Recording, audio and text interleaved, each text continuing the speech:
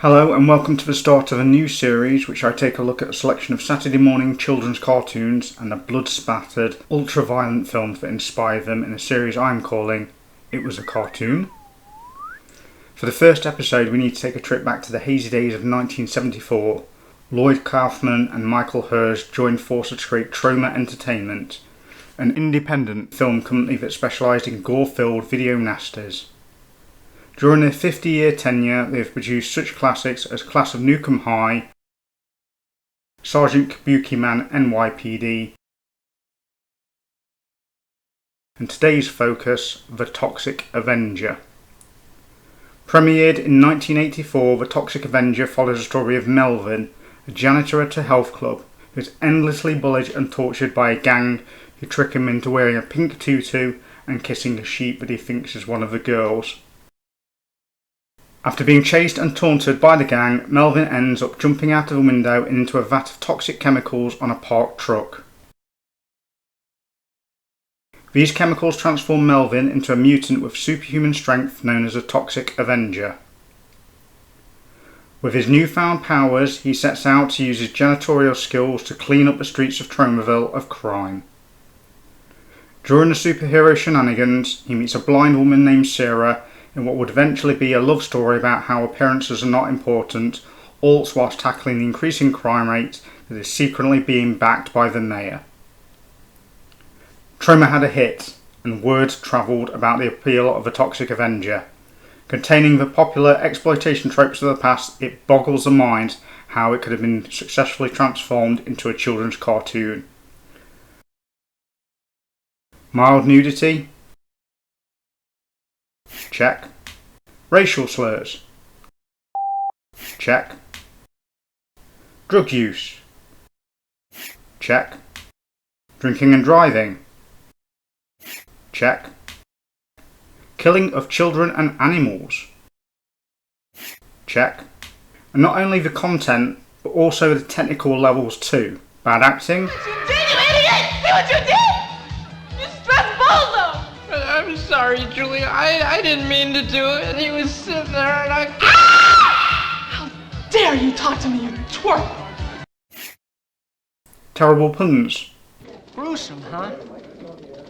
Have you ever met my mother-in-law? Now that's gruesome. Also check. Despite all this, it resonated with an audience at the time and became popular due to one of the film's key aspects. It had a certain charm.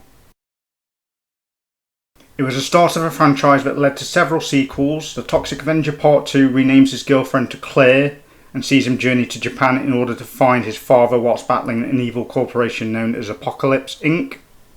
Part 3, The Last Temptation of Toxie, sees our hero join Apocalypse Inc. in order to pay for revolutionary surgery that will restore Claire's sight, and he needs the money that the job provides. As he realises that he has become what he despises the most, he confronts the head of Apocalypse Inc., who turns out to be the devil himself. The last film entry is Citizen Toxie, which sees Toxie swap places with an evil Toxie from another dimension in a mirror city called Amortville. With a cameo from an alternative version of Kabuki Man NYPD and a showdown between the two Toxies, all culminates in an ending narrated by none other than the legendary Stan Lee himself. In 2008, there was even a musical loosely following the events of the first film, which ran all the way up until 2017. Troma itself as a company would go on to have several rises and falls, with the Toxic Crusader yielding diminishing returns. The Toxic Crusader films ended in 2000 with Citizen Toxie, but still produce exploitation B-movies of varying success to this day. All this blood and gore soaked history may have you asking, it was a cartoon? And the answer is, well, yes. In 1991, a children's cartoon based on the exploits of a Toxic Avenger, renamed the Toxic Crusaders, our hero is joined by several other crime-fighting mutants, such as No Zone, Junkyard, Headbanger, and Major Disaster, all of whom must stop the exploits of Dr. Killamoff and the alien insect Zar Zoster. Obviously, the cartoon was extremely toned down for children viewing and contained more of an environmental and anti-pollution sentiment than the original, following on from similar popular shows at the time such as Captain Planet and Teenage Mutant Ninja Turtles. One of the changes was that Toxic's mop was now sentient and had its own personality. The show turned out to be just as popular as the violent film that spawned it, which led to a slew of merchandising including comic books and video games, and of course action figures. Like so many cartoons of the 80s and 90s, they were a vehicle to sell toys as much as anything else. Mutation with a taste for doggy bones, and Headbanger, half mad scientist, half party animal. They've joined to keep Dr. Killamoff and Psycho, his cybernetic sidekick with a bionic brain, from polluting and conquering the Earth.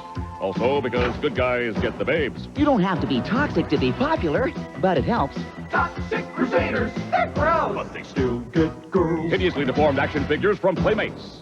It aired for 13 episodes before being laid to rest. Well, that is all well and good, Dean, I hear you say, but who cares? What's the toxic superhero doing lately? And now, these messages. Well, worry not, for not only is a side-scrolling beat-em-up based on the cartoon series by Retroware on the horizon,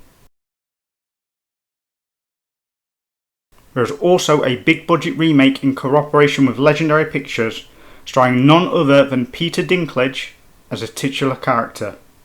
Scheduled for imminent release, the Toxic Avenger has never been more popular and relevant as it is right now, and may lead to many years of the mutated hero to come. If you have found this video to be entertaining, please consider subscribing and engaging in the comments below. It would mean a great deal to me, and I can let you know when the next episode is ready. Thank you for watching. I had no friends, no girls that hugged me till I got radioactive ugly. Toxic